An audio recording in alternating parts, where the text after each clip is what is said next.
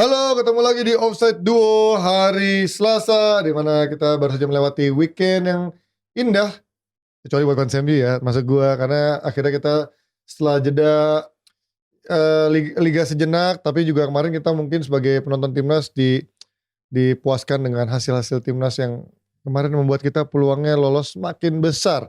Nah, kali ini lagi-lagi gue masih ditemani sama super sub kita, ada Coach Sabto Haryo. Halo Sabto, tinggi ya. Super Sub. Ji. Gila loh, kemarin episode bareng Mas Sabto, ini gue lupa kemarin mengingatkan, ternyata episode anniversary 200 episode. Iya ternyata. Episode ke-200 sudah genap, ditambah kemarin juga episode kedua terbaik selama sepanjang sejarah OD. Baru 2 tahun udah sepanjang sejarah OD. Makin berat, makin beban nih. Makin beban, 200 episode, sekarang targetnya juga makin tinggi, subscriber sudah 165 ribuan, berarti sekarang udah bisa nembus 300 ribuan viewers, udah oke lah mas ya. Semoga, kayaknya kalau coach makin sibuk ya bakal menjadi onside duo sekarang. Kata Mas Hero yang penting ada ongkos transportnya aja gitu ya. Thank you Mas Sabto yang masih udah menemani gue juga kemarin berkali-kali menggantikan coach yang lagi ke Portugal.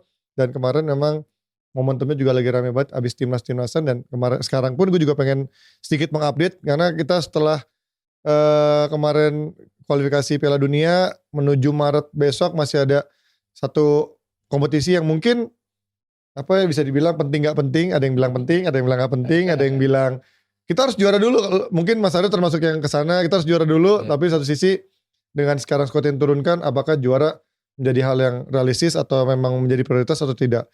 Ini udah ada 33 daftar pemain yang sudah dikeluarkan. Nanti mungkin ada grafisnya dibikinin ya dulu ya, tolong. Gimana Mas Aryo, lo kalau melihat dari daftar squad ini, apakah ini sebagai isyarat bahwa kita akan serius di AFF kali ini?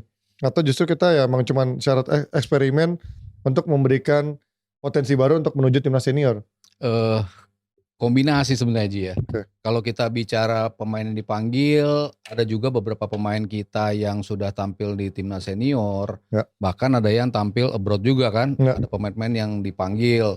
Salah satunya Justin Hubner, lalu Struijk sama Jenner kalau nggak salah dipanggil juga ya. Ya Jenner juga. Jenner juga dipanggil juga. Ditambah lagi pemain kita Marcelino. Asnawi Mangkualam, Pratama Arhan.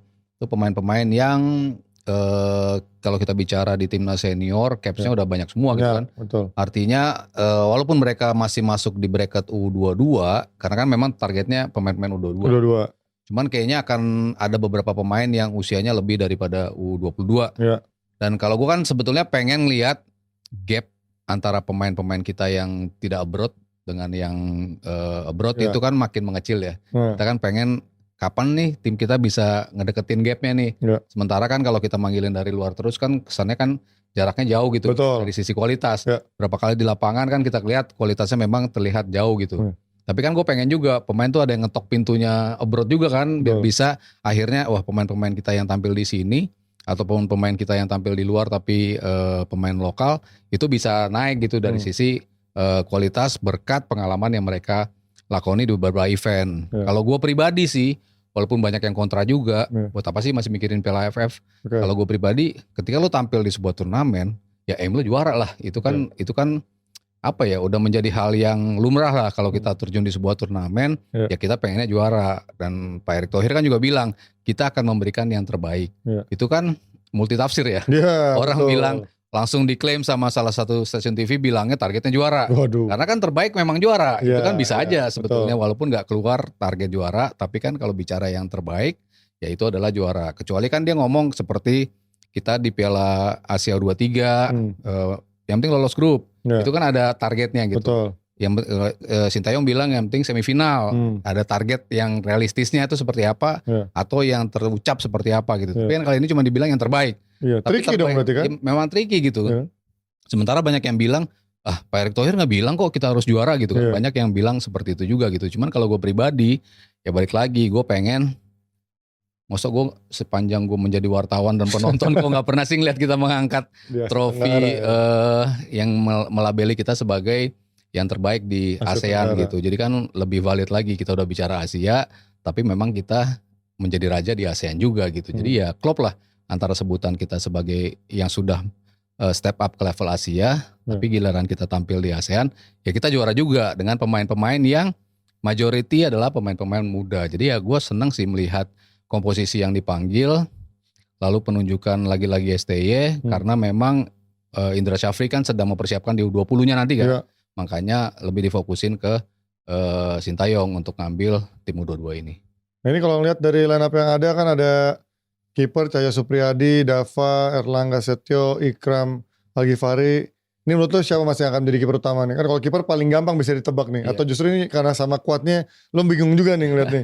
Karena kiper muda semua kan. Betul, kalau kita bicara Cahya Supriyadi ya mungkin kalau kita bicara dari sisi penampilan di tim yang lebih seniornya mungkin dia masuk di situ gitu. Cuman Ikram Al-Ghifari gue suka sih gaya dia ketika tampil juara di AFF U19 kemarin, U20 kemarin, lalu berapa kali dia tampil sebagai kiper tuh postur yang kiper dengan tongkrongan gede gitu kan gitu ya. Emang lebih membuat kayaknya yakin gitu di lini pertahanan. Jadi gue sih ngelihatnya Ikram Al-Ghifari ya, walaupun di awalnya kan cuman Cahya, Dava sama Erlangga kan yang tadinya masuk situ, tapi Ikram ternyata dimasukin.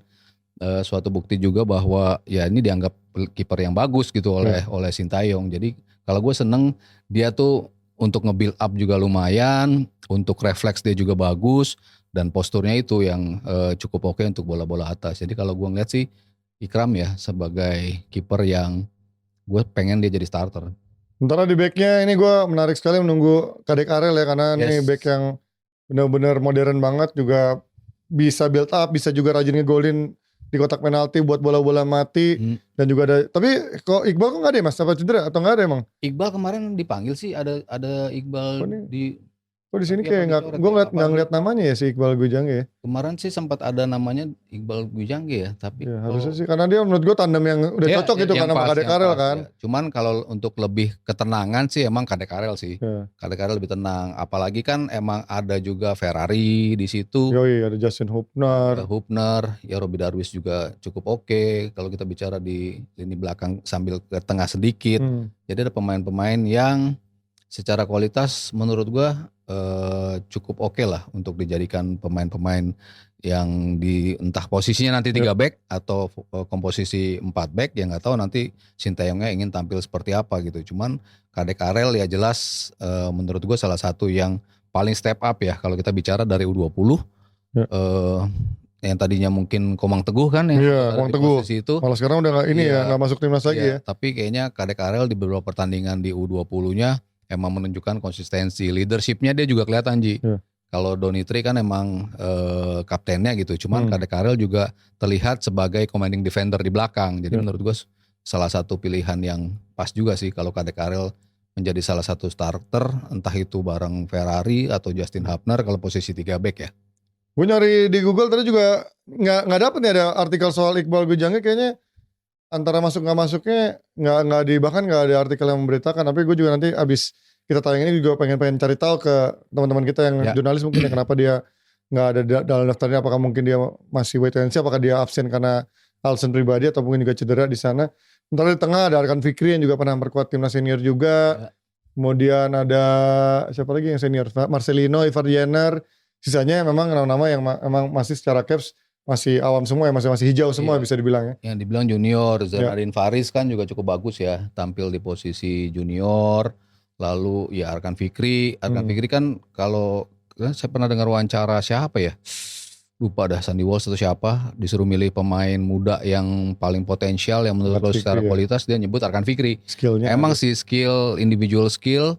Kalau kita bicara teknik dan juga kualitas individu di usia segitu emang dia keren banget sih. Kemudian di depan ini nih, gue nggak tahu, somehow gue yakin kalau Rafael Struijk ini di AFF bakal gacor nih. Karena kalau gue lihat dia di U23 aja kan tajam banget kan. Nah ini kayaknya bakal menjadi panggungnya buat dia nih Rafael Struijk, dan buat para fans-fansnya Rafael mungkin lo akan bisa Rafael sepuas-puasnya di sini kali ya. Terutama dalam nyetak gol ya. Iya betul. Kan yang selalu. Iya maksudnya dalam nyetak gol ya akhirnya. Orang bikin, aduh nih suka Rafael tapi kok nggak bikin gol. Kayaknya yang bikin ada hambatan pro dan kontranya itu ya. Kontranya kan karena mencetak golnya gitu. Betul. Walaupun kita kontribusinya dalam diwawancara berapa kali kan betul. waktu itu dia nyebut, dipuji juga sama Sandy Walsh. Iya. Dan kemarin gol-gol yang tercipta itu juga Dari besar dia perannya bukan. dari dia juga kan. Iya. Kemarin gimana dia bisa narik back sehingga Marcelino kemarin kosong ketika dioper sama Ragnar, itu kan karena backnya ketarik sama Rafael Strike. Itu kan yang mungkin orang tidak melihat secara apa ya? Secara jelas gitu ya. Kan maunya ngelihatnya ini pemain dapat peluang gol. Yeah. Karena dia mungkin diposisikan sebagai nomor 9 gitu. Cuman kan dia menawarkan lebih dari itu. Dan gue setuju kalau lo bilang dia punya kemampuan yang di atas rata-rata, terutama kalau kita bicara level ASEAN ya. Dia akan menjadi pemain yang ya kali ini mungkin akan mencetak gol demi gol ya. Bersama entah itu Arton Kakak atau Hoki Caraka di depan atau ya Marcelino ya. Ya kan Kakak kan juga kita ingat di beberapa bulan lalu sempat juga mendapatkan itu ya kritikan-kritikan yang menurut gue sih memang agak sedikit harsh ya buat pemain yang masih cukup muda, tapi menurut gue ini justru akan menjadi tempat buat dia, momentum buat dia untuk bisa meringankan bebannya dan juga mengembalikan kepercayaan diri, dan memang dia masih punya bakat yang masih bisa dipoles lagi untuk bisa menjadi pemain yang berkontribusi untuk pemain senior nantinya. Kemudian ada Ronaldo Kuaten yang gue penasaran perkembangan seperti apa. Dia bermain di tempat jual durian ya. Ngomong dong. Itu bercanda ya, itu bercanda. Gue nggak mau underestimate nama tim di sana, cuman memang namanya kan Mongtong United. Dia main di Thailand. Gue nggak begitu ngikutin mas perkembangan, tapi so far apakah dia cukup bagus kalau bermain di Thailand sana? Sama sebetulnya kan ada juga Asnawi kan yang main di Thailand. Iya, kalau dia kan main yang terus. selalu disebutkan Asnawi. Karena reguler mainnya dan bagus kan. Betul, yang selalu diangkat sama media Thailand pun Asnawi gitu kan. Dia regard as the best right back ya. Ya, makanya agak suka maju juga jadi kayak wingback atau sayap kanan juga kan. Bilang posisi kanan terbaik di Liga Thailand saat Asnawi, ini, liga mereka menyatakan Asnawi gitu kan. Sering banget masuk ke media lah. Sementara jarang sekali kita ngelihat bahkan di klip-klip aja jarang juga. Betul, ya. Biasanya kan nongol tuh. Iya. Indonesian Abroad kan pasti ada tuh kan. Ya pasti kan kalau namanya netizen kita kan ada tuh pasti yang bikin kan klip-klipnya. Iya. Gocekan Ronaldo Kuate gitu kan nggak ada gitu gue nggak pernah lihat. Dulu Yanto Basna yang di divisi 2 aja kan. Nah, masih suka lihat tuh gue. Suka lihat gitu. Tapi ini kok jarang terekspos gitu ya. Jadi ya penasaran juga sih. Karena ini kan dia punya kemampuan individu dan talenta asli yang bagus kan Ji. Kita lihat Ronaldo ya dari speednya, dari kemampuan dia untuk 1 lawan 1, kemampuan dia untuk ngebuka ruang, lalu menusuk ke dalam kotak penalti, presence di boxnya ketika dioper kan dia juga cepat untuk baca kemana bola akan berlari, dia ada di situ, itu kan bagus juga ya. Penasaran juga sih lihat kiprahnya nanti setelah diulik-ulik sama Sintayong ya. Ya nih kita lagi sambil buka juga di ini kan di internet, ternyata dia baru main 1 kali di tim utamanya ya, dan itu pun berapa menit? 25 menit dan juga belum ada gol maupun juga assist. Jadi memang ya itu perbedaannya sama Asnawi tadi yang tadi Mas Aryo. Kalau Asnawi memang reguler dan juga bahkan berkontribusi, kalau Ronaldo mungkin belum terlalu banyak terlibat sering di bangku cadangan doang ya, sama bahkan sering gak masuk DSP ya. Betul. Dia umurnya berapa sekarang? 20 berapa? 20 pas ya. Iya. Ya masih ada waktu lah ya. Masih banyak lah, dia Marcelino berarti ya 20. Iya. Coba kita segrup berarti sama siapa jadi AFF nanti?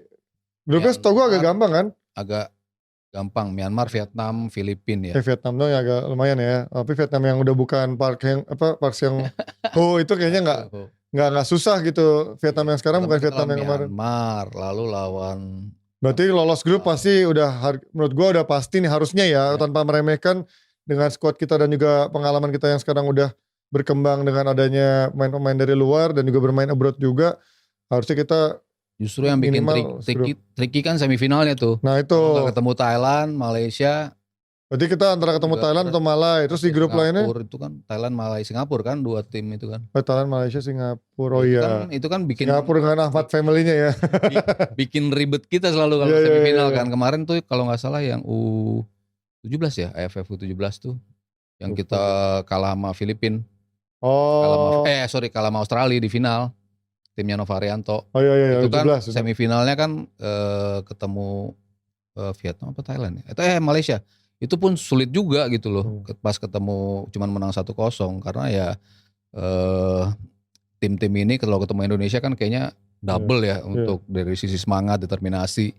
Jadi ya agak-agak mengkhawatirkan semifinalnya sih. Cuma kalau dengan materi kayak seperti ini sih harusnya kita bisa sampai final. Ya minimal kita udah punya poros yang dari tim senior harusnya bisa menguatkan. Ada Hupner di sana, ada Yenner di tengah juga, ada Marcelino juga, dan juga di depan ada Struijk sih. Gue nggak khawatir sih kalau dari grup ini. Cuman memang pertanyaannya apakah kalau kita ketemu Thailand dengan squad yang sekarang ini bisa apa enggak? Karena Thailand tergantung juga menurut gue Thailand yang mana yang turun kan. Karena Thailand juga sering kali di AFF menurunnya juga second teamnya juga kan, pemain-pemain muda juga. Walaupun target mereka ya tetap aja juara-juara juga ya. Karena udah raja Asia Tenggara sih kalau emang Thailand kan.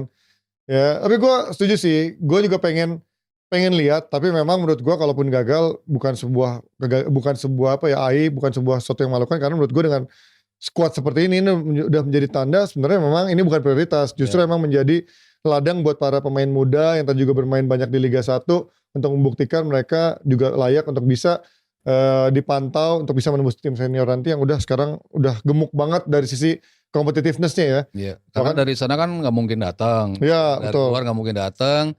Dan Liga 1 terus berjalan. Betul. Dan artinya tim-tim yang pakai pemain-pemain yang di Liga 1 kayaknya nggak mungkin ngelepas pemain juga ya. Walaupun Pak Erik kan dibatasin juga katanya. Ya, Pak Erik kan juga sempat bilang bahwa kalau ada panggilan untuk timnas apapun itu bukan FIFA Matchday lo harus lepas gitu. Cuman kan kayaknya nggak akan semudah itu juga seperti sekarang, makanya ditargetin, diambil jalur tengah ya U22 sih. Jadi sebagian Liga 1 masih jalan, tetap aja bisa nurunin pemain-pemain yang di bawah itu usianya. Padahal kalau Persija banyak yang U22-nya juga kan sebenarnya. Jago-jago. Jago semua masuk timnas.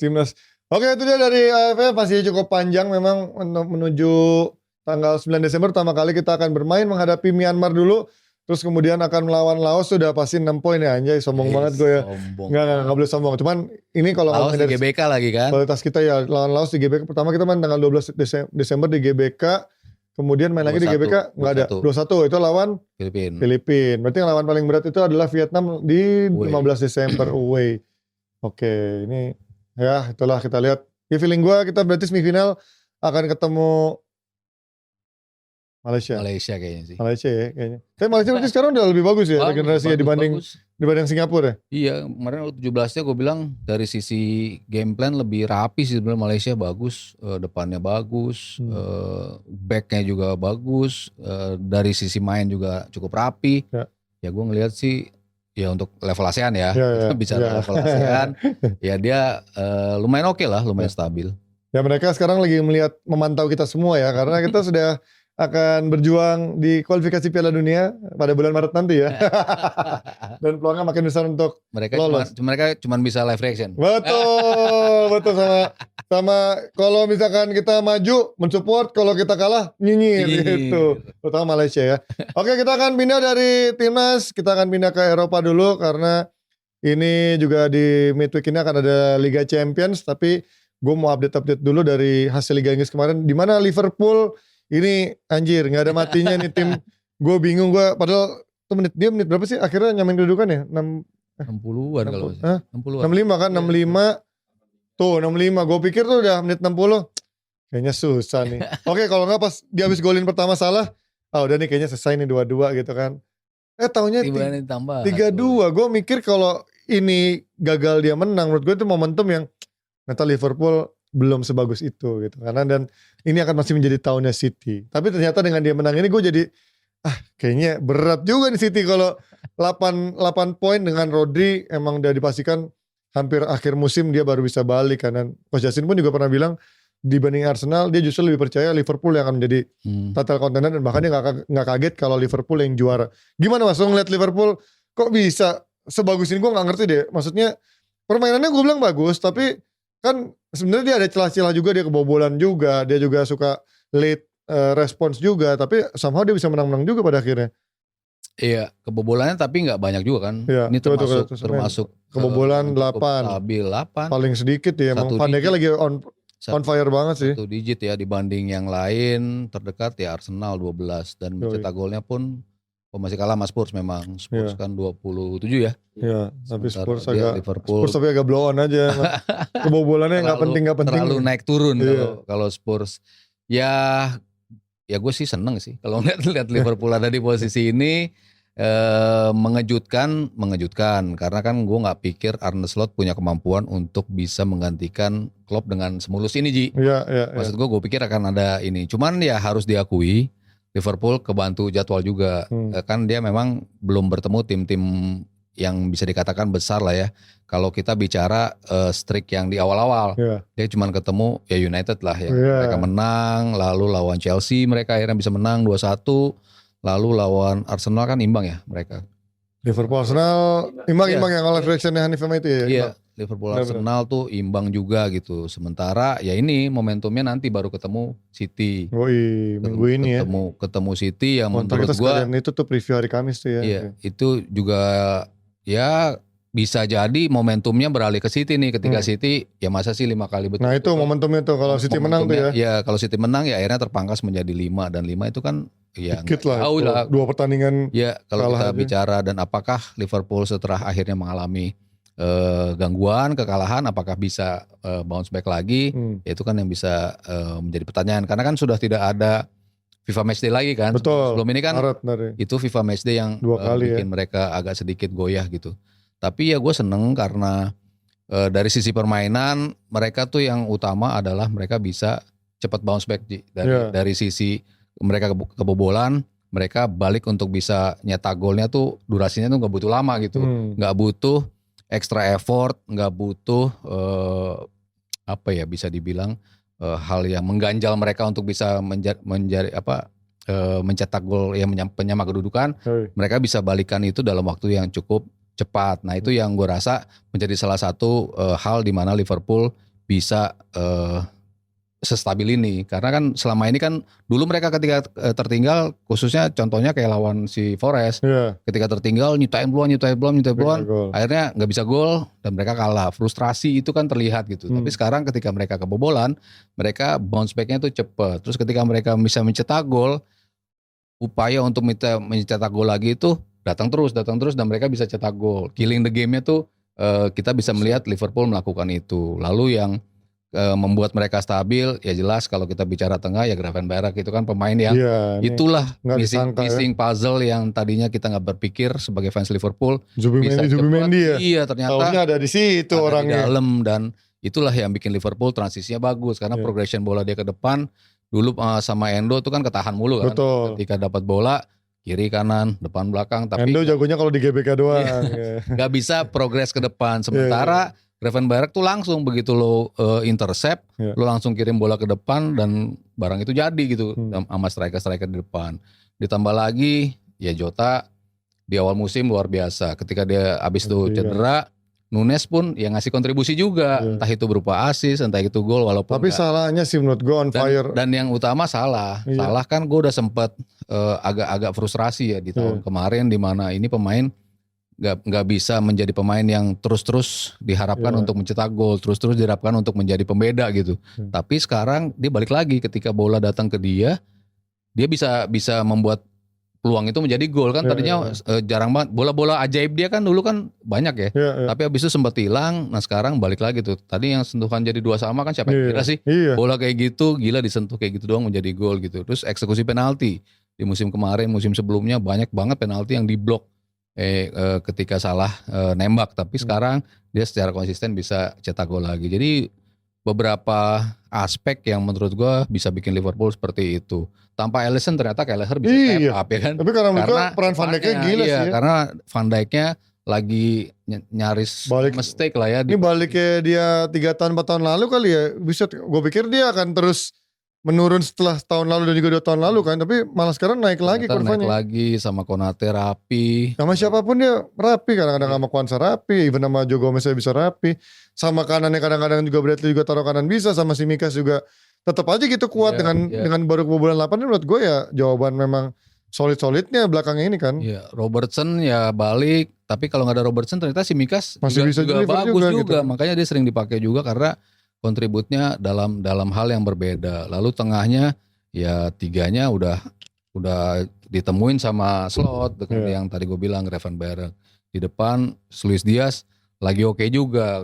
Musim kemarin agak turun tapi sekarang dia bisa balik lagi. Gakpo ketika dipercaya bagus juga. Jadi ya semuanya berjalan sesuai ekspektasi walaupun ya gue balik lagi lawan-lawannya tuh Iya, masih. masih kemarin yang di awal-awal tuh agak membuat Liverpool berada di posisi nyaman Yoi. karena lawan-lawan yang mereka hadapi. Ya walaupun belum tentu tim lain menang juga Iya. dapat drawing seperti itu, tapi Liverpool bisa memaksimalkan itu menjadi sebuah kemenangan sehingga mereka berada di puncak. Nah sementara kan dia kemarin nyaman di Liga dan tengah pekan ini akan ketemu Real Madrid, Mas. Di Champions juga nyaman sebetulnya kan. Nah iya, tapi kita lihat lawannya sekarang Real Madrid nih apakah bisa nyaman juga. Walaupun memang secara kekuatan mungkin bisa dibilang di atas kertas Madrid lebih kuat. Tapi kan Madrid yang sekarang juga lagi nggak baik-baik saja. Banyak main cedera juga, lagi compang-camping juga. Menurut lo nih Liverpool akan justru lebih nyaman menghadapi Madrid yang seperti ini, atau menurut lo justru Madrid masih lebih mengerikan? Madrid gue tetap gak pernah bisa nyoret mereka sih Ji. Ini mainnya di Anfield dulu apa di mana sih? Di Anfield. Di Anfield ya, oke. Mainnya ini kan bukan home away, mainnya emang sistem grup gini. Mainnya di Anfield. Wih, ya di Anfield pula mainnya. Mungkin Liverpool akan lebih nyaman sih mainnya. Cuman apakah kenyamanan itu bisa terkonversi menjadi gol dan keunggulan, ya itu yang masih gue tunggu sih. Tapi ya momentum untuk lu bisa ngalahin Madrid ya sekarang, karena kan ya tadi lu bilang cadangan pemainnya backnya Raul Asensio anjir kasihan banget. Asensio jadi back, Mendy juga kemarin gak dimainin ya, Mendy gak dimainin, Fran Garcia yang dimainin, Rudiger terus ya cuman Rudiger sama si Asensio di tengah, lalu di kanannya bisa Valverde kemarin main di situ karena opsinya udah nggak ada, habis Dani Carvajal, Lucas Vazquez dua-duanya cedera. Udah gitu masalah di depan lagi kan, si Rodrigo cedera, sekarang Vini pula cedera gitu. Jadi ya semakin timpang kalau kita bicara kekuatan di atas kertas ya. Kalau kita kan cuma ngeliat ada Mbappe, mungkin Brahim Diaz kali yang bisa dimainin di situ. Arda Güler agak sedikit turun ke belakang jadi false. Hendrik kemana Hendrik? Hendrik masih ada sih, kan gue belum percaya dia sih. Dari tengah kotak dari tengah lapangan anjing di shoot juga. Emang Ancelotti sedang pampering dia untuk jadi pemain yang lebih siap. Kalau dia dimainin terus, gue rasa akan susah. Itu kan terjadi pada waktu Vinicius baru datang kan juga nggak matang-matang. Rodrigo juga begitu. Dipaksain, dia butuh lama gitu. Sementara kalau lo pirit-pirit pemain lo, ntar begitu lo nongol emang ini kayak Arda Güler kan, ternyata setelah dikasih kepercayaan kemarin luar biasa sih mainnya Ji. Dia punya dimensi lain ya. Walaupun mungkin dia kalau main week by week mungkin belum akan konsisten ya, tapi kita kadang ngelihat pemain Madrid yang sekarang kan udah kayak kelihatan miskin kreativitas. Setengahnya menurut gua karakternya mobile semua, Tchouaméni, Camavinga, Valverde. Bellingham pun juga menurut gua bukan pemain yang bisa memberikan flair untuk yang entertain gitu kan. Nah kalau Güler menurut gue pemain yang bisa menghadirkan sisi entertain dan juga trik-trik skillsnya itu yang menurut gue bisa menjadi pembeda, walaupun dari sisi konsistennya mungkin masih bisa dipertanyakan. Ya gue menarik sih justru dengan cederanya ini mungkin bisa jadi blessing in disguise buat Arda Güler maupun Mbappe juga kan Mas, karena kalau Vini cedera otomatis dia lebih bisa bermain nyaman di sisi flank kiri dan masuk ke tengah gitu kan, dibandingkan dia harus bingung bagaimana cara bagi peran, nahan bola, siapa yang masuk, siapa yang menjadi decoy doang gitu. Dan Bellingham pun juga lebih enak untuk masuk ke tengahnya seperti halnya musim lalu gitu kan. Ya inilah kalau si Mbappe datang dari kiri justru dia lebih berbahaya kan. Dia nunjukin lawannya Arnold tuh ya. Iya, lawannya Arnold, kalau enggak si ini siapa? Conor Bradley. Konate nanti di sana melebar juga. Ya pasti PR buat ngejaga, lo tahu speednya kayak apa Mbappe kan sulit juga untuk dihadang ya, walaupun ya kemarin lawan AC Milan mereka bisa kalah kan, bisa juga dalam kondisi yang lebih siap sebetulnya dari sisi materi gitu. Tapi kan Madrid dalam kondisi terjepit ya tetap aja kadang-kadang mereka justru bisa keluar dalam kondisi seperti itu. Ya kemarin salah satu buktinya ya, walaupun Leganes bukan tim yang peringkat 14 peringkat 14, tapi ya tetap aja apa yang kita khawatirkan dari Madrid gak bisa cetak gol dengan begitu banyak peluang, tapi ternyata kemarin bisa mengkonversi dan Arda Güler menjadi salah satu pemain yang memberikan warna berbeda yang tadi lo bilang, dan ini ya gue rasa akan punya peran penting dalam membongkar lini pertahanan Liverpool yang cukup solid dari lini tengah dan juga lini belakangnya gitu. Jadi ya peran-peran kayak pemain kayak si Brahim Diaz di kanan, lalu si tadi Arda Güler bisa datang dari tengah, bisa juga dia digeser ke kanan, ditambah ya pemain-pemain yang punya karakter keras di tengah kayak tadi Kamavinga, Valverde di situ, Ceballos, Bellingham. Ya gue rasa tale of pertarungan kualitas yang akan ditentukan oleh detail-detail sih, kesalahan dan ketidakmampuan untuk manfaatkan peluang itu akan terganjar sih baik dari Liverpool maupun Madrid. Anjing Liverpool baru kebobolan 1 di Liga Champions, main 4 kali. Iya. Jago ya anjir berarti. Walaupun lawan-lawannya masih belum terlalu berat ya, cuman. Iya. Tapi ya. Madrid aja sekarang ada di berapa Madrid? Bawah dia. Tuh 17. 18. Oh 18. Kebobolan juga kok di situ. Kebobolan 7, golin 9. Wah jelek banget ini. Statistiknya cuman jangan pernah coret Madrid ya. Kalah 2-0 sama si Dortmund, tiba-tiba berbalik jadi 5-2. Iya. Ya Madrid ya tetap aja bisa melakukan itu. Atalanta bahkan belum pernah kebobolan anjir, tapi golinnya dikit. Si Brest ini sih gue penasaran. Jujur gue belum pernah lihat mainnya si Brest ini di Liga Champions, gimana kok bisa ada di peringkat keempat, walaupun lawan-lawannya juga belum ada lawan besar ya, tim besar dia. Tapi ya inilah yang diharapkan dari UEFA ya. Iya, format sekarang lu ada kesempatan kalau kalah lu masih punya peluang. Betul. Karena lu main 8 kali. Dan lawannya gak 2 kali tim yang sama itu kan. Yang lu biasanya cuma main 6 kali kan. Betul. 6 kali kan satu kekalahan tuh besar pengaruhnya gitu kan. Apalagi lu 2 kali kalah gitu. Tapi di sini sekali 2 kali kalah lu masih punya peluang gitu. Untuk berada paling gak di 16 besar ke bawah ya. Untuk bisa masuk ke zona playoff gitu. Karena ada beberapa tim yang udah ngalamin 2 kekalahan tapi masih ada di zona playoff gitu. Jadi ya ini format yang menurut gue seru karena satu, tim punya kesempatan walaupun udah kalah. Yang kedua, selisih gol akan berpengaruh kan Ji. Jadi orang berlomba untuk mencetak gol banyak, gol demi gol gitu. Jadi yang membuat pertarungan lebih terbuka, lebih seru untuk dimainkan. City aja peringkat 10 loh, gila ya. Si Leipzig di mana Leipzig? Bawa banget. Bagus nih, berarti kan Inter akan ketemu Leipzig nih, berarti santai lawan. Mampus lo, belum ada poin kan. Belum ada. Berarti ya itu ya. Nah Liverpool lawan Madrid Mas, lo prediksinya berapa Mas? Kayaknya sih. Siapa menang siapa kalah? Kayaknya sih Liverpool sih. Karena main di Anfield. Kalau main di Anfield gue lebih ngarah ke Liverpool sih. Ya itu dia dari prediksi sekilas Liverpool menghadapi Real Madrid. Sementara City yang juga Liga Champions juga akan bermain di peringkat 10, kemarin kalah lawan Spurs 4-0. Kalau gue biasanya menyalahkan eksperimen memakai si back bernama Pusi. Tapi kemarin dia gak pakai Pusi. Tetap kalah juga. Dan kalahnya gue pikir cukup hanya di 2-0. Tapi ternyata babak kedua ada tambahan 2 gol. Gila ini menurut gue, sampai Brennan Johnson bisa golin yang golnya udah gampang banget dari Werner kayak gitu kan. Ini apa Mas menurut lo penyebabnya? Apakah memang sekarang masalah tidak adanya Rodri dan juga KDB mempengaruhi mereka, ataupun juga dari sisi kejenuhan sudah ada nih dari pemain ini di bawah Guardiola? Kalau gue sih ngeliat, ya gue kan suka statistik ya. Jadi ada kombinasi antara Spurs sebagai tim yang paling sering ngalahin Guardiola. Iya benar itu benar sih. Ada 9 kekalahan yang dialami Guardiola dari Spurs. Itu kan suatu bukti bahwa siapapun pelatihnya, ya Spurs kalau ketemu City tuh ngototnya ekstra gitu. Dan selalu di sana ada orang bernama Son. Yang musim lalu. Walaupun dia gak golin ya. Musim lalu 3 sama ya kalau gak salah. Iya ada 3 sama. Kan dia cukup banyak gol ya. Main imbang itu ya Ainge 2 kali ketemu. Terakhir ternyata belum gak bisa menang si Pep. Ya artinya mereka punya something lah untuk bisa mengalahkan City dari sisi historis gitu. Cuman dari sisi kemarin game plan sih. Eksekusi game plannya Spurs luar biasa. Mereka berani megang bola walaupun tampil tandang. Dan dia tahu gimana untuk bisa melukai titik-titik di mana City bertahannya, gue bilang agak berantakan sih kemarin. Terutama di posisi kanan ya, di posisinya Walker. Entah itu mereka datang dari situ, entah itu tim penyokongnya datang dari sisi itu. Walaupun serangan datang dari sisi kanan, tapi begitu crossingannya datang itu nyaris tidak ada pemain yang bisa jaga. Gol Madison pertama, gol Madison kedua, itu semuanya datang seperti itu.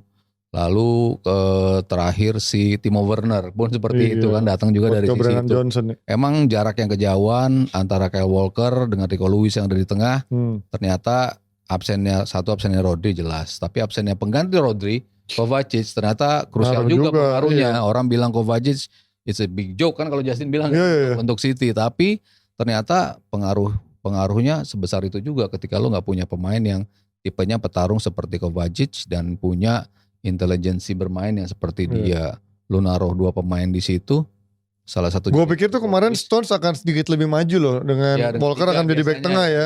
Nyata enggak, kemarin benar jadi back di belakang gitu ya. Karena mereka kehilangan Diaz ya. Iya. Lu kan sempat sebut Diaz tuh salah satu elemen yang terpenting buat City. Memang back tuh justru gue lebih suka Diaz. Maksudnya kalau Van Dijk gue melihat sebagai monster, tapi gue lebih suka kalau back itu kayak Diaz karena dia lebih apa ya? Lebih ringan aja menurut gue. Kalau Van Dijk kan bukan. Ruben Dias dong. Karena Van Dijk itu lebih ke apa ya, lebih buat covernya. Nah Ruben Dias ini menurut gue orang yang bisa challenge-nya karena dia punya speed juga kan dibandingin Van Dijk. Ya kalau ini di pairing sih ngeri menurut gue. Ini akan menjadi challenge-nya si Dias, covernya si Van Dijk itu kan. Ya Dias intelijensinya sih luar biasa sih. Pemain yang menurut gue. Tapi underrated ya mas, menurut gue dia gak pernah diangkat-angkat sebagai back. Kecuali yang waktu musim perdananya ya. Memang menjadi salah satu back terbaik. Cuman sekarang tuh kayak udah dianggap kayak part of City aja gitu, bukan. Wah ada Ruben Dias di sana, tembok kok. Treble penting juga pas era treble itu. Ya footballing brainnya menurut gue one of the best sih. Karena ya decision making, posisi dia sebagai commanding defender. Gue rasa gak ada yang sebagus dia untuk di belakang. Lo mau taruh Stones ke, lo mau taruh ya kadang bisa Walker di posisi itu, mau Akanji ke, mau Ake ke. Gue rasa belum ada yang bisa menggantikan posisi dia. Makanya kalau dia absen, besar banget pengaruhnya buat. Jadi commanding center backnya emang dia sih paling bagus memang di City ya. Buat City, tapi ya balik lagi Pep ngaku ya laga ini melawan di midweek. Itu laga penting buat. Lawan siapa sih City? Kayaknya gak begitu. Leipzig. Iya, UCL lawan siapa? Bukan dong. Leipzig. Inter yang Leipzig. Feyenoord. Ini mah dibantai ini. Tim Belanda teman-temannya Coach Justin ini mah. Harusnya. Feyenoord tinggal berapa tapi Feyenoord bukan yang kemarin. Feyenoord tuh kemarin tuh ngalahin siapa ya? Feyenoord juga. Tanding PSV yang bagus. Iya PSV. Feyenoord mah. Ini kan mantan timnya Arne kan? Ya. Ditinggal Arne gue gak tahu. Feyenoord kebuka banget mainnya. Tuh peringkat 4 sekarang di Eredivisie. Terus juga sebelumnya dia lawan apa? Salzburg kalah. Lawan Salzburg aja kalah. Salzburg kalah. Udah. Sisanya menang. Lawan Girona menang. Iya lawan Girona menang. Girona yang sekarang bukan lagi Girona tahun lalu juga sih. Benfica dia menang deh. Benfica gak main-main tuh, lumayan bagus juga berarti. Lumayan juga. Justin Bijilo kipernya kan. Terus ya dia bilang sih laga ini buat bounce back mereka sih, walaupun mereka belum menemukan jawaban kenapa City bisa seperti ini. Karena kemarin habis dibantai juga sama Sporting kan. Iya mas Sporting kalah sama karena dia Spurs 2 kali kalah. Nah tapi kok kayaknya juga dia memperlakukan karena kemarin lawan Sporting juga lawan Feyenoord ini gue gak rasa dia akan main full team juga mas. Mereka kan pakai si Pusi itu kan lawan Sporting karena apakah dia akan berlakukan seperti itu juga waktu lawan Feyenoord besok? Mengingat rotasi weekendnya lawan Liverpool ya. Iya itu kan maksudnya ada pertandingan yang menurut gue lebih menentukan menurut gue di weekend nanti dibandingkan dia harus mati-matian lawan Feyenoord dengan squad yang sekarang lagi pas-pasan lah ibaratnya kedalamannya. Iya pasti bagi juga ya. Tapi gue sih ya melihat Pep ya, kalau dalam posisi terjepit seperti ini ya biasanya dia full tim dulu, baru ngamanin situasi baru ganti. Biasanya kan dia seperti itu. Tapi kan lu sekarang full tim mereka siapa sih? Iya, banyak pemain cederanya agak susah juga untuk melihat komposisi mereka. Cuman ya ini udah no turning back sih buat City menurut gue ya. Maksudnya lu udah harus balikin kepercayaan diri lo. Gimana caranya? Ya lo harus menang kan. Ya udah 5 kali ya soalnya pertandingan. Udah 5 kali berturut-turut di all competition lu mengalami kekalahan gitu. Dan ini ya gue rasa wajib sih buat mereka untuk menang dan kayaknya akan dipaksain lah pasti sama Guardiola untuk bisa meraih kemenangan lawan Feyenoord. Oke itu dia dari City dan juga menjelang pertandingan yang menghadapi Feyenoord dan Arsenal gak usah dibahas karena yang pendukungnya lagi di Portugal sana dan kemarin ratanya dia bisa melewati hadangan dari Nottingham dengan baik-baik saja. Gue pikir Nottingham yang berada di papan tengah ke atas akan menjadi minimal seri lah. Ternyata Sakanya gila sih. Bisa tendangan-tendangan dari mana aja nih. Kok bisa masuk kayak gini. Dan memang kemarin udah anginnya buat Arsenal udah kelihatan banget dari golnya Saka itu. Habis itu udah momentumnya berubah. Jadi gue gak akan bahas panjang lebar soal Arsenal. Tapi dari MU dulu lah. Pelatih baru. Formasi baru. Hasilnya kok sama-sama aja gitu. Belum bisa meraih kemenangan bahkan Orang bilang tuh bang gol cepet 1,5 menit. Gue justru melihat yang golin siapa? Rashford. Ini mah gol tap in kan pertama. Terus udah bener gue bilang Rashford itu gue setuju secara skill, secara talenta dia bagus. Tapi gue gak ngerasa dia mau nge-push cukup dari talentanya untuk lebih dari sekedar talenta, untuk sebagai sebuah kerja keras dan juga terlibat dalam sebuah permainan gitu mas. Gue merasa dia udah menjadi star syndrome sih. Mungkin gak kelihatan dari gayanya selebrasi dan lain-lainnya, tapi dari cara dia gesturnya di lapangan, gue merasa dia udah layanin gue golin gitu. Kelihatannya gesturnya seperti itu, karena berapa kali gue nge-tweet, ini kok orang pressingnya, gue ngelihat semua tim besar itu pressing, Liverpool, City, Arsenal, even tim-tim kecil, Chris Wood deh lo mainin tim-tim kecil, Awoni, pressingnya tuh beneran ngejaga backnya, lu kayak mau nerekam bola dari kaki pemain, bukan cuman kayak main, ayo lihat-lihat pas orangnya udah mau ngelewatin kita, udah dibiarin aja gitu.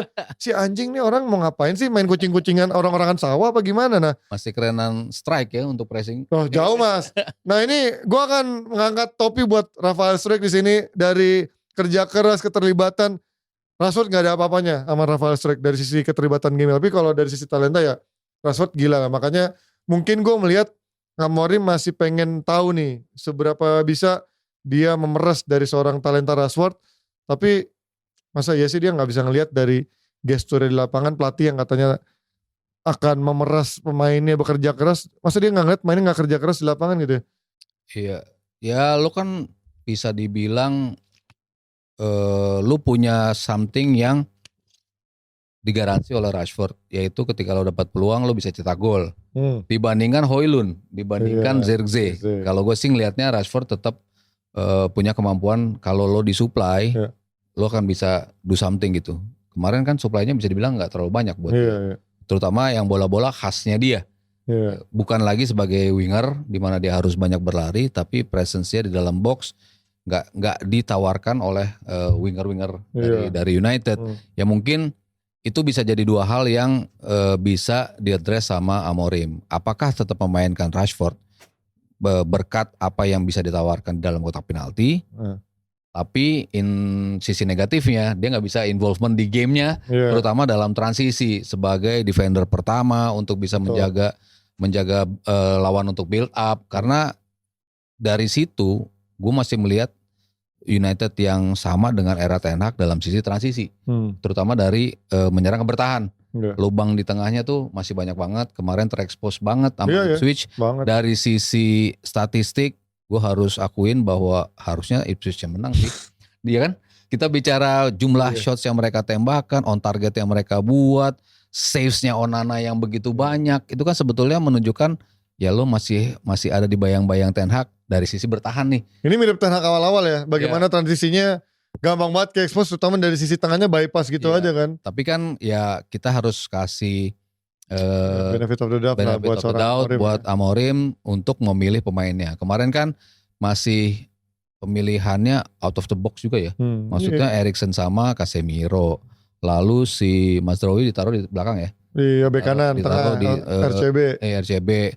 Lalu Dalot di posisi yang terlalu mundur, di posisi wingback, tapi yang terlalu Diallo. Amat Diallo. Iya, terlalu mundur, nggak bisa ngekspos lini serang dia yang harusnya bisa lebih. Sekali doang itu yang gol pertama yang benar-benar bisa itu. Sementara selebihnya ya dia harus coverage area yang jauh belum pernah dia jalani ketika di United kan, naik turun ternyata sempat keteteran tuh, sempat dikasih bola belakang kepala kan, nguras tenaga dia. Jadi ya mungkin 3-4-3-nya Amorim tuh masih butuh rotasi untuk bisa menilai komposisi gue memang sudah tepat, tapi personilnya yang belum. Ini gue sih masih menunggu itu. Kalau misalnya dia tetap stick dengan komposisi yang kemarin di pertandingan itu, ya jelas ya benar sih matilah masih keserang dari tengah masih banyak. Lalu ya lo berharap sama Onana, kalau Onana off day gimana gitu. Kalau dia masih Onana biasanya juga sering jelek kan biasanya ya. Tapi kalau Onana lagi bagus-bagus ya lo nggak masalah gitu. Cuman kalau enggak ya lo masih banyak PR lah, terutama dalam transisi. Nanti pemilihannya kan nggak tahu apakah nanti Ugarte yang akan dimainin, mungkin bisa ngasih something yang lebih solid di lini tengah, tapi Maino juga ntar Maino nanti kalau balik, tapi untuk kedepannya lo butuh pemain yang lebih lebih kreatif. Tapi yang lo taruh di situ siapa? Apakah Bruno, apakah Garnacho seperti yang kemarin? Bruno aja kemarin gue liat gak nyaman tuh main situ. Iya, kayak dia kayak ngerasa ya. kayak nggak ngerti role-nya tuh apa gitu, karena biasanya kan dia bola ke dia yang ngasih ke sana ke sini, atau Eriksen kan. Kemarin kayak dia di mana perannya gitu, gue nggak ngerti. Dan memang kemarin gue ngeliat sedikit ini jadi eksperimen buat Amorim kali untuk mencoba ini cocok apa enggak mereka bermain satu sisi, yang satu coba di sana. Karena menurut gue Garnacho kemarin main di situ juga nggak keluar. Yeah. Ada sih beberapa momentum dia counter, tapi gue merasa ada yang bilang kalau itu Rashford mungkin itu akan menjadi gol kan, ketika counter dari tengah dia lari, karena dia larinya kan sebenarnya kencang banget juga enggak, badannya juga kecil, ketika di body dikit juga jatuh kan. Tapi ya satu sisi memang ya dia mau kerja keras. Rashford dapat nggak momentum untuk seperti itu pertanyaan gue kan. Ketika orang selalu membandingkan Garnacho, lagi-lagi gue melihat Rashford mau nggak main seperti itu. Rashford bisa nggak nempatin posisi dalam seperti itu dengan mendapatkan beberapa kali peluang untuk bisa mencetak gol, walaupun akhirnya kalau Garnacho kan akhirnya terbuang sia-sia kan. Nah Rashford dapat peluang aja enggak selain yang gol pertama kan. Nah tapi kemarin kalau gue di tweet bilang gue pengen Amad Diallo yang ada di posisi Garnacho, atau ya Bruno ditaruh di kiri, si Amad Diallo-nya di belakang striker sebelah kanan, itu yang menurut gue lebih enak. Nah kemarin keluar lagi kan fans-fans Ten Hag yang masih belum move on gitu, yang bilang tuh kan Van Nistelrooy yang lebih tepatnya ya. Oh iya itu juga sekarang yang mungkin sekarang berpindah ke Nistelrooy. Tuh kan yang salah pemainnya. Percuma pelatihnya mau siapapun, pemainnya doang nih yang cuma bikin CV pelatih jadi rusak. Apa iya pemain MU yang sekarang udah gak bisa diapa-apain mas? Atau seperempat atau 3/4 atau setengahnya ada yang bisa diselamatkan? Harusnya sih gak separah itu sih Ji. Iya kan? Kalau mereka bukan pemain yang jelek yang lo gak tahu ambil dari Liga Ukraina kan bukan. Ya. Maksudnya dia tampil di kompetisi Eropa secara reguler. Betul. Dan pernah bagus dan nggak jauh gitu bagusnya kan, maksudnya dalam waktu yang relatif nggak terlalu jauh mereka sebetulnya memainkan sepak bola yang harusnya bisa adaptable dengan sistem ini. Ya gue harus melihat tadi komposisi apa sih nanti yang terbaik yang akan dimainkan Amorim. Karena kan kalau kita bicara skemanya Bernardo Silva di posisi itu kan nggak langsung bagus juga kan. Dulu kan dia di kanan luar gitu kan bagusnya. Oh iya. Tapi habis itu dalam komposisi double 6 double 8 kan dia kan adjust dulu kan. Betul. Begitu nyetel baru begini loh cara si Bernardo Silva main. Begitu cara si De Bruyne main di posisi barunya. Iya. Akhirnya kan mereka De Bruyne juga posisinya kan pindah-pindah mulu dari sayap kanan ke tengah, pindah ke nomor 6. Tapi begitu ya kayak si Bruno kan begitu di posisi itu ya lo dia harus adjust dulu. Gue nggak banyak keluar ke kanan, gue harus pas terima bola gue harus ngapain, ya mungkin dia harus adjust dulu dengan apa yang dimau sama Amorim. Cuman ya cukup berani sih, maksud gue di pertandingan pertama dia langsung memainkan skema yang wah ini gaya main gue seperti ini nih, gue harus sedap nih di sini. Ya itu something yang bagus sih untuk pelatih seperti Amorim yang berani datang ke sini langsung mau pemainnya main dengan sistem dia gitu. Ini akhirnya artinya berarti bukan kayak Ten Hag yang bilang katanya pemain yang nggak bisa memainkan filosofi dia di Ajax, akhirnya dia harus berkompromi. Nah kalau ini kelihatannya Amorim pengen yaitu pemainnya yang berkompromi ngikutin gaya mainnya dia kan. Nah justru menurut gue ini akan menjadi survival testnya, siapa pemain-pemain yang bisa masuk squad, siapa yang enggak. Karena kalau orang bilang mungkin bisa nggak Amorim naik dengan squad yang ini, gue bilang ya mungkin harus ada yang dirombak juga. Tapi dari sisi itu akan kelihatan siapa pemain yang akan cocok untuk Amorim, siapa yang enggak kan. Karena sekarang ini mungkin udah 3/4 ada pemain Ten Hag semua kan. Ya, mau gimana pun juga ya lo gak bisa serta-merta langsung semuanya dipakai. Justru ini akan kelihatan siapa yang pemain dari Ten Hag yang nyata bisa dipakai buat Amorim, siapa yang enggak gitu. Tapi seberapa optimis mas lo musim ini di bawah Amorim? Atau menurut lo kayaknya susah nih dengan Amorim yang se-ekstrim ini juga kelihatannya? Mungkin nanti baru di Februari mereka nyetel kali Ji. Anjing berarti masih peringkat 12 terus dong nih sampai Februari. Mungkin seri-seri lah nggak kalah. Maksudnya nggak langsung bisa menang gitu. Tapi ya nanti setelah habis tahun baru mereka ngelewatin ini udah nyaman dengan skemanya, baru mereka bisa dapatkan konsistensi. Yang selalu gue tagih dari Ten Hag kan konsistensi. Betul. Dia yang selalu istilahnya maju 1 langkah mundur 2 langkah itu kan gue rasa Amorim nggak separah itu sih. Kalau gue ngelihat pemainnya willingness untuk bermain walaupun masih agak bingung dengan skemanya. Kecuali Rashford yang nggak banyak terlibat, ya mungkin yang lainnya berada dalam posisi yang ya gue harus mau nggak mau ngikutin skema ini dan gue yakin dengan project ini Dan setelah itu ya mungkin baru bisa naik ke zona Eropanya nanti tuh. Menurut gue ya dia butuh at least 3 months lah untuk bisa sampai ke posisi itu. Oke, dengan squad yang ada sekarang Mas, lo coba kasih line up terbaik dengan formasi 3-3 Mas, MU. Kipernya pasti Onana. Back 3-nya siapa? Onana, Lisandro, Delih. Satu lagi siapa? Mazraoui atau lo masih juga kayak media bilang Euro akan di sana, kan kita belum lihat mainnya Euro kayak gimana kan? Ya gue mendingan Euro, Mazraoui ditaruh di wingback kanan. Wingback kanan atau kalau kiri Shaw ada, ya mungkin Shaw. Tapi kalau enggak ya dia di posisi kiri. Di posisi wingback kiri yang kanannya ya mau nggak mau Diallo sih. Habis siapa lagi Dalot? Gue mendingan Diallo posisinya Garnacho loh. Jadi Garnacho super sub aja, jadi subnya aja. Tapi ya Bruno pindah ke kiri. Ahmad Diallo belakang kanan. Ya bisa juga sih. Ya kan? Posisi gitu. Tapi yang paling kanannya siapa? Mazraoui. Atau Dalot. Lo masih sama Dalot? Ya maksud gue ya udah minimal dia nggak. Tapi gue lebih kasihan Diallo taruh di sana karena menurut gue dari sisi defensifnya dia nggak sebagus itu. Atas kerjanya bagus, tapi kalau lo tercover dengan Casemiro dan Ugarte yang bagus, gue rasa dia akan lebih nyaman. Kalau kemarin kan Eriksennya nggak bisa nutupin dia. Iya, betul, jadi dia harus mundur banget kan. Tapi kalau itu bisa tercover dengan 2 gelandang bertahan lo, ya gue rasa dia akan lebih punya agak mikirin ke depan nih gimana untuk gue masuk ke depannya. Mungkin dia akan tetap dipaksain di posisi itu, tapi dengan in return lo harus 2 gelandang bertahan lo. Kuncinya sih kalau emang itu, kalau emang lo mau mainin winger lo jadi wingback, ya lo harus punya double pivot yang kuat gitu kan. Dan menurut gua kemarin duet Eriksen dan juga Casemiro sih mati lo sih masang 2 main yang udah tua gitu untuk formasi yang Amorim ini sih nggak akan bisa bagus kecuali ya mungkin one of two games ya mungkin bisa, tapi kalau buat sepanjang musim nggak akan bisa. Apalagi nanti misalnya nyetel Ugarte sama Maino, lebih solid lagi kan, lebih bertenaga lagi kan tengahnya. Mason Mount, lo menurut lo akan masuk? Kata orang kan media-media prediksi dengan gaya mainnya dia kayaknya punya sesuatu yang bisa ditawarkan jadi starting line up gitu kan? Iya, dia bisa di posisinya Garnacho, ya Bruno digeser ke situ, dia di kanan di posisinya Bruno bisa juga. Justru dia untuk main yang tik tak di tengah untuk progres ke depan, malah gue bilang dia lebih the man yang lebih cocok untuk di posisi itu. Jadi gue rasa dengan sistem seperti ini dia akan dapat kesempatan sih untuk bisa bermain. Ya kita lihat ntar, ini baru 1 pertandingan, terlalu dini juga nanti di hari Jumat dia akan bermain menghadapi bodoh amat. Kalau lawan bodoh aja kalah atau seri, berarti mungkin emang main-mainnya bodoh. Tapi ya kalau gue dari sisi ini gue justru melihat oke lah, mungkin kita bukanlah mengharapkan kayak Hansi Flick yang bisa langsung berubah, atau kayak juga Arne Slot di Liverpool yang bisa kayak pesulap merubah dalam waktu singkat. Tapi yang gue pengen lihat adalah bagaimana Amorim ini menerapkan filosofinya dan main-mainnya belajar menerapkan filosofinya.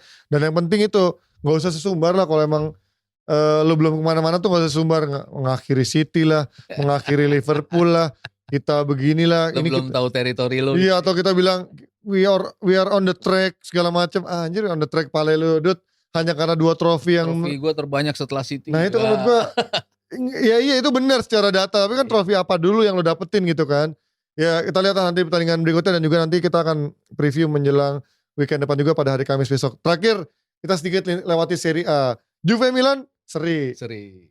Inter menang telak. Tapi yang gue kaget ini bagaimana Inter bisa menang telaknya ada nama Joaquin Correa. Gue sempat sudah nge-tweet waktu itu, udahlah, udah gak ada harapan nih orang, buang aja. Tapi setelah gue pikir-pikir ulang, daripada Arnautovic, gue mendingan orang kemana-mana gitu kan, karena masih dari si muda lebih muda dia, dari si kebugaran lebih bugar dia. Walaupun memang karakternya sedikit berbeda. Korea lebih sebagai pelayan yang jauh lebih sering keluar dari kotak penalti, sementara Arnautovic setelah tuanya lebih sering berada di kotak penalti, Mas. Dan kemarin gue somehow ngelihat perpaduan Korea dengan Thuram ini cukup asik ya, walaupun lawannya Hellas Verona ya, bukan lawan yang besar, tapi kayak ada harapan nih buat dia untuk bisa mempertahankan posisinya di tim ini kayaknya nih. Dan knowing Di Marco dicadangin. Yoi, karena mau lawan Leipzig kan. Iya si Dumfries dicadangin. Betul. Tapi lu tetap bisa keluar dengan hasil seperti ini sih. Keren sih menurut gue. Dan kemarin mainnya asik sih gue ngelihat Inter. Iya, gue juga enak. Maksudnya serangan balik ya, terutama dari tengah bola. Walaupun selama ini identik dengan sayapnya, tapi kemarin gol-golnya mostly datang dari tengah kan. Tapi Umpan. Gue liat sih back-backnya goblok sih mas. Back-backnya Hellas Verona. Terlalu tinggi kan? Iya terlalu tinggi tapi udah gitu strike back-backnya pada lamban. Dan kayak bingung gitu lah gimana sih. Dan kipernya digoyang dikit. Iya. Jatuh. Kayak kita lagi main football gitu yang kayak udah capek ngeliat hakim garis berharap offside itu. Nggak offside. Nah anjir nih goblok-goblok banget back Syria begini anjir. Terus one on one 2 kali Thuram sama kipernya duduk aja deh. Ya gol nih ya. Gitu mulu. Ya gue mungkin liat antara kemarin Hellas Verona juga tolol itu mainnya terlalu risky lah. Antara Internya juga kemarin lagi bagus antara Korea sama Thuram itu kemarin ya. Iya dan ya gue seneng sih bola-bola yang datang dari tengah nggak melulu textbook mengandalkan Dumfries crossing, Di Marco crossing, tapi ya mereka bisa menawarkan something yang lewat tengah dan akhirnya ngeluarin kemampuan terbaik Thuram. Terus tadi lo bilang si Joakim Korea juga dapat kesempatan. Dia kan cukup kuat untuk handle bola ya. Bola-bola kayak lo inget punya Zeko lagi gitu kan. Pemain tipe. Bahkan dia lebih lincah kalau lebih daripada Zeko tapi mungkin lebih nggak klinis kayak Zeko lah sebenarnya. Tapi dia punya kemampuan untuk ngedelay bola di dalam kotak penalti. Badannya cukup gede malah. Iya, dan di posisi terjatuh aja masih bisa ngegolin ataupun kalau ada temennya mungkin dia bisa ngirim ke temennya dalam posisi terjepit. Jadi ada something yang bisa ditawarkan yang berbeda lagi. Padahal lu nggak ada Lautaro kan? Iya. Lautaro juga nggak disimpan buat nanti. Terus juga ada Bisek juga golin. Bisek juga kemarin jago anjir. Juga Bisek. Ngegolin juga jadi emang gue cukup optimis lah. Dan juga di Liga Champions akan menghadapi Leipzig kan yang Bisek. De Vrij juga bagus kan? Kemarin golin juga kan De Vrij. Golin oh iya tendangan dari luar. Golin bagus tendangannya makanya. Yang operannya dari si Aslani ke kanan. Aslani. Nah iya gue bener kan dari Aslani gue lihat kemarin. Cakep tuh gue nonton. Ini udah gampang banget nih lawannya. Lawannya Leipzig yang juga lagi belum pernah menang ya? Leipzig ya di Liga Champions ya? Belum pernah menang. Jadi ini kayaknya 4 kali kalah. Makanya gue kan sempat bilang. Tapi di Bundesliga peringkat 2 ya? Ya dia masih 4 besar setahu gue di Bundesliga. Coba kita lihat Leipzig ya. Karena gue pernah bilang coach tuh, ini kayaknya Inter lolos langsung aja belum tentu. Tapi gue bilang Inter punya peluang besar untuk lolos langsung. Hah? Jauh dia mas. Ini mah di Liga Champions coba di Bundes. Tim 4 besar apa? Tuh kan 4 besar kan bener. Bahkan di atas Leverkusen ya. Kemarin dia di bawahnya di atasnya Frankfurt kemarin sih sempet. Iya Frankfurt. Jauh banget ya si Munchen udah. Wah Munchen gak ada obat deh. Iya. Kalau di Liga. Kalau di Champions League beda lagi. Kalah juga. Ya sementara kemarin Napoli gue pikir bakal seri lawan Roma. Taunya menang anjir 1 gol doang itu. Roma emang blow on ya. Lewat Lukaku lagi kan. Roma udah parah nih gak ada obatnya nih. Ranieri juga gak bisa ngebantu. Pelatih kayak apa juga. Susah juga. Iya. Kalau ngeliat ini kemarin Juve seri, Milan seri. Jadi gue sempat mikir akan menjadi 3 horse, tapi ternyata gue sekarang mikir Atalanta Fiorentina. Kayaknya iya. Bahkan gue pikir dibandingkan Fiorentina, Atlanta Napoli Inter nih kayaknya akan lebih sengit nih. Kalau Fiorentina gue merasa akan ada jatuhnya. Tapi kalau Napoli Atlanta tipis banget ya. Iya parah, Serie A nih kompetitif banget gila. Iya. Lazio aja 28 tuh lihat. Sama angkanya sama Inter sama Atlanta. Fiorentina 28 juga. Juve mengecewakan. Juve malah ketinggalan. Walaupun belum pernah kalah sih. Satu-satunya tim yang belum pernah kalah. Gila memang. Tapi draw-nya 7 kali. Ada masalah untuk mencetak gol ya soal Juve ya. Ya ini kita lihat lah dari Inter. Yang jelas gue somehow masih percaya Inter bisa juara. Musim ini masih peluangnya cukup besar. Karena gue ngeliat kemarin ketika ketemu Napoli. Ternyata Napoli gak sekuat itu secara tim. Tapi memang. Apalagi dia dibantai Atalanta kan Napoli. Betul. Yang 4-0 ya gak salah. Jadi gak sekuat itu. Bahkan ya kuncinya di Inter sendiri sebenarnya karena Inter juga harus membagi kekuatannya dengan bermain di Eropa tergantung prioritasnya juga dan juga apakah kebugaran pemainnya bisa tetap terjaga. Tapi kalau dari sisi kekuatan sih kemarin gue ngeliat Inter masih layak lah untuk menjadi juara musim ini dibandingin Napoli yang masih mencari-cari bentuknya. Oke itu dia update kita dari Serie A. La Liga gak usah dibahas karena udah dibahas di DPI oleh panjang lebar sama Sario. Dan juga kemarin karena Hansi Flick udah gak menang lagi kemarin kan. Artinya udah 2 pertandingan gak menang, kalah sekali, seri sekali. Dan sebelumnya pernah kalah juga sama Osasuna.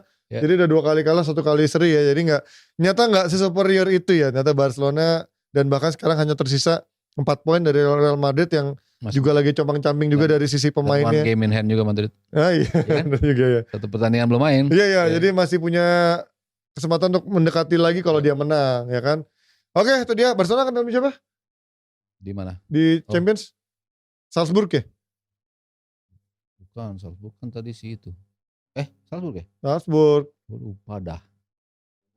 Barcelona. Iya itu Brace. Ya ini Brace nih. Brace. Kelihatan nih Brace yang gue akan nonton nih. Seru nih. Brace ini apakah sebagus itu ketika menghadapi Barcelona atau justru dia bisa ngalahin Barcelona berarti emang beneran bagus. Munchen PSG nggak dibahas karena udah nggak sebagus dulu ya. PSG yang sekarang gue udah nggak tahu gue udah lost interest nonton PSG. Gue terakhir nonton PSG Ligue 1 itu mas pas zaman ada Messi. Maksudnya gue udah pernah nonton, Pak Messi cabut gue udah gak pernah sekalipun nonton Ligue 1 untuk melihat PSG main kayak gimana sih sekarang. Menurut lo bagus gak sekarang mainnya? Lebih rata sih. Karena kan Ya, tapi ratanya mediocre. iya. Maksudnya tapi lu gak bersandar pada salah satu pemain yang dulu lu oper aja Mbappe, lu oper Neymar atau Messi. Sekarang semuanya play setim. Rotasi juga. Iya, dan semuanya bisa kontribut secara sama gitu dari tengah ataupun dua winger di atasnya. Maupun strikernya, lu mainin Asensio, iya, lu mainin Asensio ternyata bisa bikin gol. Bahkan Lee Kang-in aja main bisa bikin gol juga. Jadi ya cukup merata sih dari sisi Barcola belum tuh. Ya apalagi juga Munchen yang sekarang di liganya dominan banget, tapi di Liga Champions juga nggak terlalu superior juga ternyata. Jadi memang kayaknya ini masih 50-50 match juga sebenarnya kalau di Liga Champions ya. Oke, kita akan nanti update juga pastinya untuk update Liga Champions di midweek nanti antara tayangnya bisa bergeser antara hari Kamis atau hari Jumat tergantung Mas Aryo nanti bisanya kapan ya. Oke, thank you Mas Aryo sudah join hari ini. Thank you juga Mas Aryo yang sudah mendukung terus dan juga jangan lupa like maupun subscribe ya. Karena ini kayaknya viewsnya udah banyak tapi jumlah subscribe-nya lambat naiknya. Mudah-mudahan sekarang dengan makin banyak yang nonton dengan 300 ribuan, average-nya 200 ribuan, jumlah subscribe-nya juga nambah terus. Kadang-kadang banyak yang cuma nonton dan juga likes tapi lupa subscribe juga Mas. Thank you Mas Aryo. Thank you juga Offsider. Bye-bye semuanya.